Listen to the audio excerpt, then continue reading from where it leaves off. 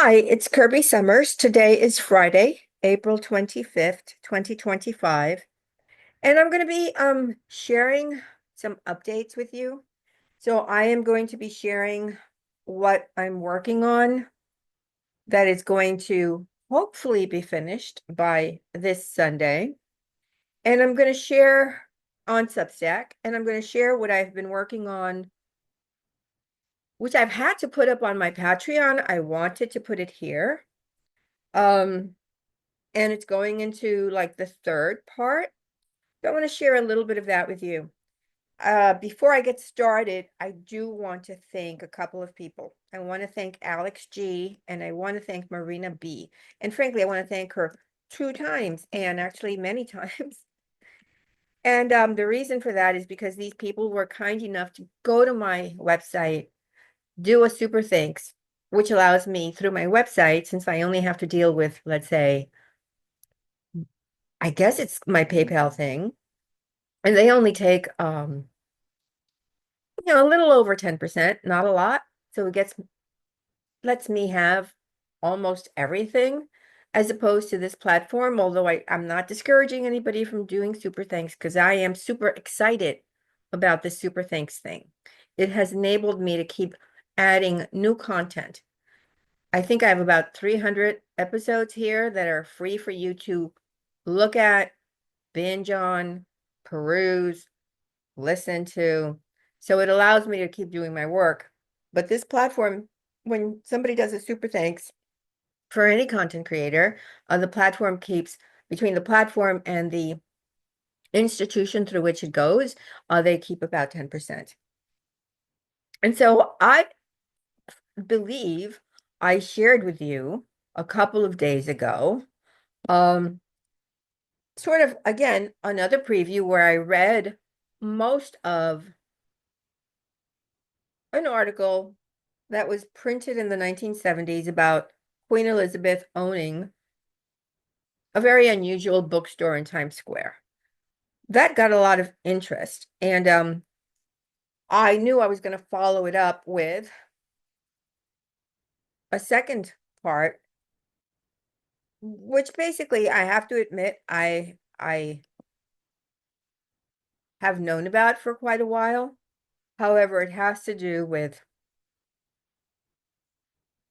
the fact that the Rothschilds, and that is a name that you are all familiar with, how the Rothschilds will be ascending to the royal throne. And so I did a little preview, which if you're even a free member on my Substack, you probably read it. I'm going to read it here for those of you who have not read it on my Substack.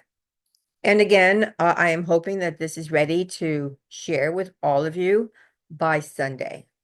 Now, before I get started, I am on Instagram at Real Kirby Summers. I'm adding content to that as well every day. So again, at Real Kirby Summers on Instagram. So I'm almost everywhere now, I guess. So I'm going to start reading the article for you now. And then once I'm done with that, I'll give you a preview of what I've been uploading to Patreon, which I can't upload here as much as I want to upload it here. So I begin to read. In the short preview of my next article, How the Rothschilds Will Ascend to the British Royal Throne, which is essentially part 2 of Queen Elizabeth II owned the site of New York's hottest PORNO bookstore, published a couple of days ago, we'll begin with J.E. If you haven't read it, it's really a must. I delve into the seedy secret world of the British royal family and the Catholic Archdiocese, which again connects to J.E.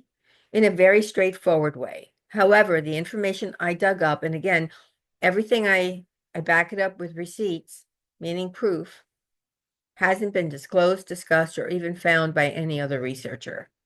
So J.E.'s first mentor, and I'm going to be dropping some names, so, take notes. J.E.'s first mentor And the man who would introduce him to Adnan Khashoggi, Michael Milken, and Mohammed bin Salman is Sir Jimmy Goldsmith. Now, Goldsmith was born in 1933, and his end of breathing day, I can't believe I cannot just say that regular word, was 1997. And then, of course, in the article, I put a photo of a very dapper Goldsmith, and I continue with my article. The 6 foot 4 inch, 190-pound billionaire financier and spy was also on the board of Conrad Black's Hollinger International, which has its headquarters in Canada. Leslie Wexner, it should be noted, was also a board member. And for those of you who have been on my Substack for a long time, I think you know that I have been writing a lot about Wexner and his ties because I realize that there are some indie podcasters, aside from the fact that mainstream media does this, who lump Wexy, and that's what I'm going to call him right now, into the he must have been blackmailed category, when emphatically the answer is no, and it's very easy to figure out that the answer is no to that. But for some reason, whether or not these people are limited hangouts or whatever, that is really not the case. And it's easy to connect dots and find out if, in fact, Wexy was always part of a world that later J.E. stepped into. And that is what I have discovered. And really, I didn't need much. I knew that going in because when I started working on this in July of 2019, after J.E. was arrested, and I came into this full time, it was because I knew a lot about Wexy as it pertained to my own situation. And I wanted to bring that into the conversation. So I digress, and I'm going to go back to my article. Goldsmith was closely aligned with the same group of people connected to J.E. and to Ghislaine. And then I show a photograph of Goldsmith with Robert Maxwell attending Malcolm Forbes' 70th birthday party in Tangier, Morocco. And then I go on. Epstein and Goldsmith met in the early 1970s. Ghislaine, who was born on December 25th, 1961, was still a child of 12 or 13. Stuart Pavard, the art collector and co-founder with Andy Warhol of the New York Academy of Art, and we have heard about the New York Academy of Art on my channel, and a couple of other people have discussed it. It's also in mainstream, by the way, as it connects to J.E. because he was a board member for a good number of years. Well, to get back to the thing, Stuart Pavard considered himself to be a close friend of J.E.'s. And then I show a photo of Pavard taken some years ago. And then I continue in this preview. In a 1929 Mother Jones article, Pavard describes the day they met. One day in the early 1970s, a friend of mine brought me to Jimmy Goldsmith's mansion on the East Side. And I walked in, and there in the lobby was a grand piano, and there was somebody playing with great virtuosity, and it was J.E. That's how I met him. Goldsmith was an MI6 spy, a politician, and one of Michael Milken's monsters. Goldsmith's partner in many of his corporate raider plays via Milken of Drexel Burnham Lambert was his cousin, Jacob Rothschild. Yes, they're cousins. I'd be remiss if I did not include that J.E.'s second largest financial backer, Leon Black, was Milken's right-hand man at Drexel. And this was long before Black became the billionaire founder of Apollo Global Management. Now, if you have been reading my work, you will understand how Leon Black got his start. And it is not in the manner that has been portrayed by, let's call it, traditional media sources. Then I have a photo of Jacob Rothschild, but I continue with the article. If Pavard's recollection is correct, it confirms this author's suspicion that J.E. was working with top people in the intelligence apparatus when barely out of his teens. And this can't be underestimated, I write, because his connections with Goldsmith happened before he is hired as a teacher in 1974 by former OSS agent Donald Barr at Dalton, and long before he goes to work for Alan H. Greenberg at Bear Stearns. And then I show a photo of Prince Andrew. And then I go on. The fact that Prince Andrew was the only person to be publicly humiliated when J.E. was deemed to be expendable and disposed of also plays a role in the machinations at play, which will conclude with the Rothschilds ascending to power and taking their place on the royal throne. And I just want to say that I did get a couple of responses. I don't know why people responded to me in my inbox, which I don't have time to read. So I have somebody reading those things for me, but it's easier if you guys put your comments on the articles, because I do read the comments on the articles themselves and I respond to those. Anything sent to my inbox, I just don't have time to read because I get tons and tons and tons of email.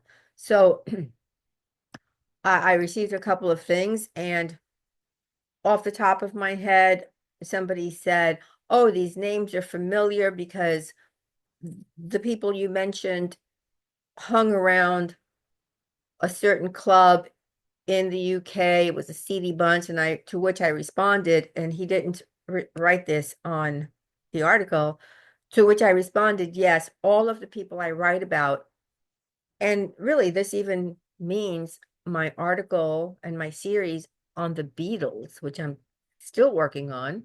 All of my series that I started on Substack are ongoing. Sometimes I don't do them consecutively because I want to mix it up. Some people are interested in one thing or another or another. I love mixing things up because I want to make sure that you guys get as much information as you can. And the way I do that for you is by changing the topic, giving you other insights. But frankly, they all converge. If you have noticed, they have all converged, and which is why you'll see a lot of the same names pop up in various different articles that I write and or in my books. They're just a lot of different people. So I want to share the fact that although it's not on the cover of this podcast, on Patreon, some people call it Patreon, some people call it Patreon. I'm going to have to see how it's really pronounced, but I'm going to refer to it as Patreon, which I've had for a number of years, as well as my newsletter. Everything is a number of years. So I have been talking about the substance situation and the three-letter agency's role in the substance situation. And I have been talking about, let's say, for example, how in the 1980s, Ronald Reagan and his wife, Betty, created this thing called the War on Drugs. However, that was a psyop. And it wasn't the first time. Literally every single president, when you look at their, I'm going to call it rhetoric, they all have a war on drugs substance. However, that's just outer talk, meaning talk that is deemed to fall well on the mass population, when in reality, the opposite is true. And so in part one of this,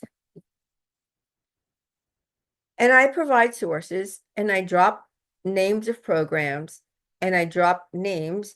In part one, what I have been using for that is whistleblower testimony and books written by whistleblowers. And so I have been sharing that.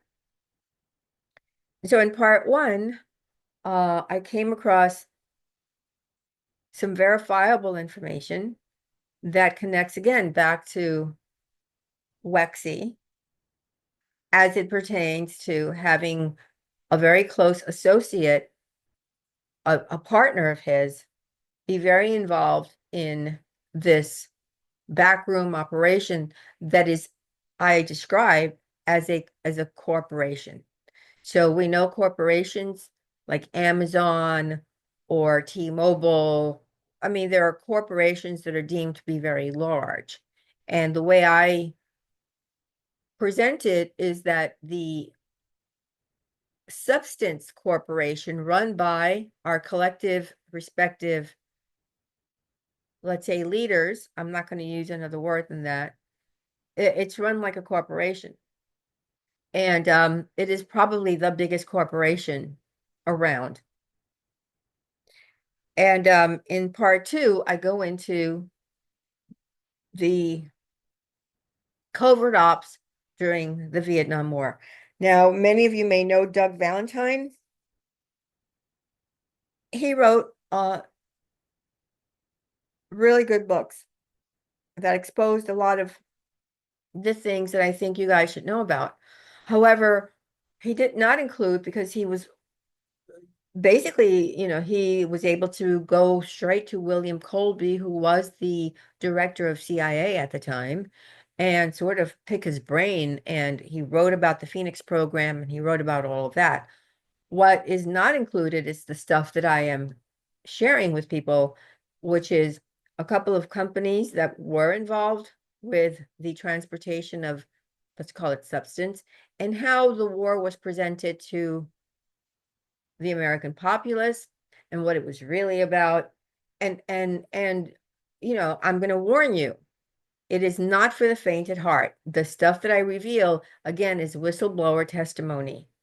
And it's stuff that that it was brought up in a congressional manner, but people in power did not do anything because it would disrupt what is an ongoing operation. And I am neither somebody who supports the Blue Party or the Red Party.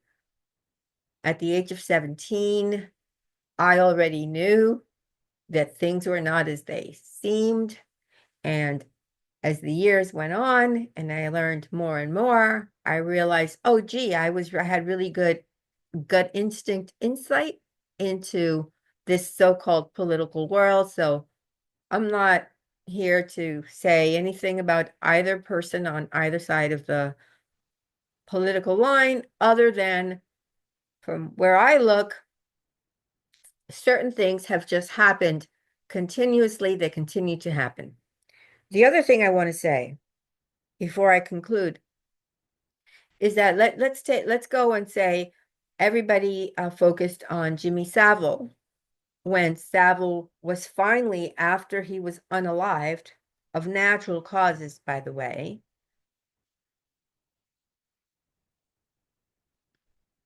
And they finally came out and said, yes, he was a PDF file. Oh, okay, well, he's no longer alive, so it doesn't really matter. And then when the JE situation arose, oh, well, it's all JE, or it's Ghislaine, or it's Jean-Luc. So basically, there are people, and this happens in these industries that are connected to these intel agencies, they're expendable. It's a revolving door. When this person is no longer around, either because, like Savile, he expired, or in the case of JE, he was deemed to be expendable, that's fine. They do that. And then what happens to the public outrage is that it focuses only on the one person that has been outed and sacrificed by the group, which keeps you unable to focus on the other people that are part of the group. And so they get away There are going to be no more documents being dropped by the White House. That was a ploy. I mean, it's a ploy that's used in every administration just before every election. There are, like, I'm going to call them outright lies fed to the public.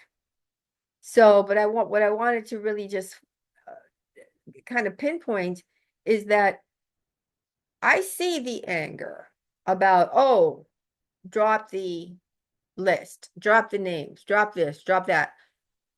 Look beyond it, because you're being given a red herring. You're being told, just look at JE, just look for the list. You're being given a red herring. Start looking at a bigger picture. Pull yourself away from that and look at the picture. Because, I can see it clearly. But maybe it's because I've been entangled in this world for so long. I can see it clearly. But you need to be able to open your eyes and also see it clearly. All right. With that, I am going to say that I'm probably going to try to upload something else here in another day or two. I know I promised you a look, and I'm going to do it on as a live into what's happening with Russell Brand. And also I'm going to be including in that conversation that I'm going to have with you live, what's happening with the Harvey Weinstein situation. A lot of things are happening behind the scenes for a specific reason. That said, I'm going to leave you with this. King Charles is not long for this world. And that's a prediction I'm leaving you with. The time, not a lot of time left. A lot of other things are happening in at the same, let's say it on the same time wave, if that's even a phrase or a word. And dominoes, or let's say chess pieces, are being moved around. Things are going to change. And other people who were in the background will be stepping forward. And hopefully I will be able to shed some light on some of that on Sunday, and in some additional information that I want to bring to your attention. So if you haven't joined my Substack, you can join for free. And if you're not following me on Instagram, I'm there at Real Kirby Summers. Or, hey, as I said, I've got about 300 podcasts here. They're free. There's a lot of content here, so you can binge on that. All right, guys, I hope you have a really good weekend. And until the next time, bye.